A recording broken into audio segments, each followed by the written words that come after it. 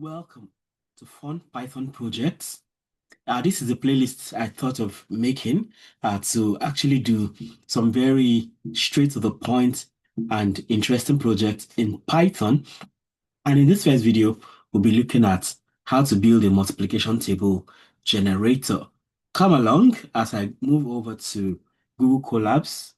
Okay, so multiplication table generator is the first thing we're considering here. And there are different versions to this. The first version is the loop version.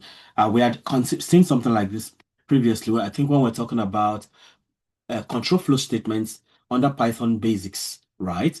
So here we are using, we'll be looping through tables to generate any multiplication table of our choice. So in the first line here, you see we're using a for statement for looping. So we say for I in the range 1 to 13. That means you start from 1 and stop at 12. You know, in Python, when you have range like this, you start from 1 and stop at 13. So if you want to go to 20, for instance, you have to put 21 here. So it starts from 1 and end at 20. And then in the second line, so this is printing whatever number you pick from here. So if it takes 1, so you have 1 multiplication table, it goes to 2, 2 multiplication table, and so on and so forth. So having picked that I here, it comes here and say for j in the range 1 to 13 also. So for that I and that j, we now print.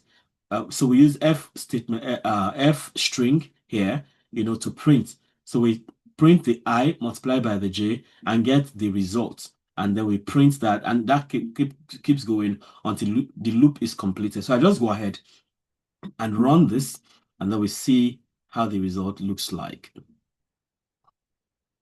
Okay, there we have it. So you see, this is exactly what we have done. So when it picks 1, so it picks 1 and goes with 1 here, and then we have 1 times 1, 1 times 2, 1 times 3, up to 1 times 12. So, and we have this result. Then it goes to the 2 multiplication table. You have 2 times 1, 2, 2 times 2, 4, and then it goes all the way to 2 times 12, 24. Then it takes 3, 3 times 1, 3, up to 3 times 12, 36. It goes to 4, from 4 times 1 to 4 times 12. You have 48. So it keeps going like that until it gets to 12. So see, we now have 12 times 1 up to 12 times 12. So we have multiplication table generated that way. Imagine that we're going to 30 times. So we have 1 to 30. Sorry, that will have to be 1 to 31 because to stop at 30. So in that case, now I just run this, and in a blow, it just gives us the result all the way to 30. So 30 times 29. Okay, what's happening here? Oh, okay, I did not change the other one. Okay, I should have known. Yeah, this is 31.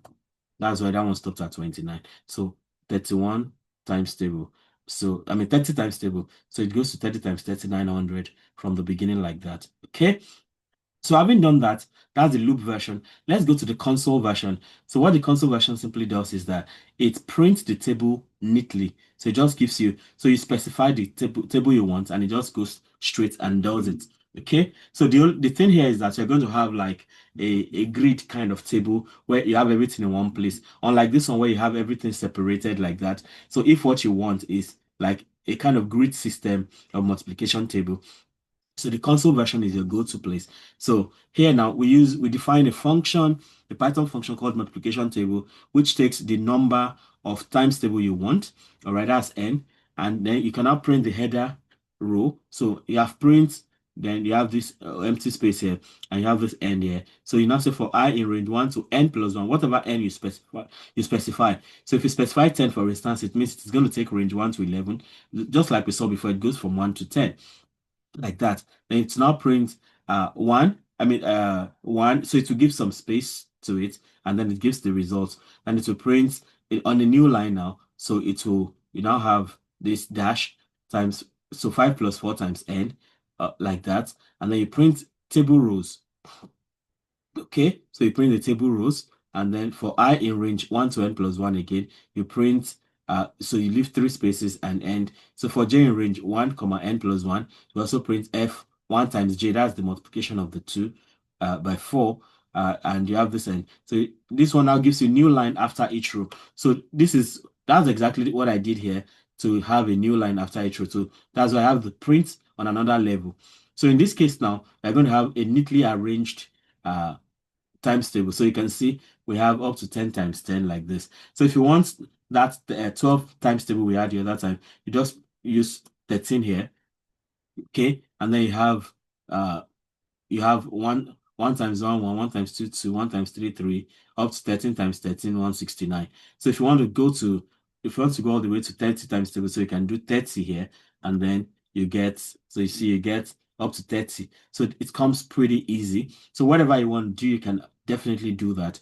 By the way, don't forget that you can find the link to these codes I'm using. You can find it in the description box, either in Python or sorry, either on Facebook or on YouTube.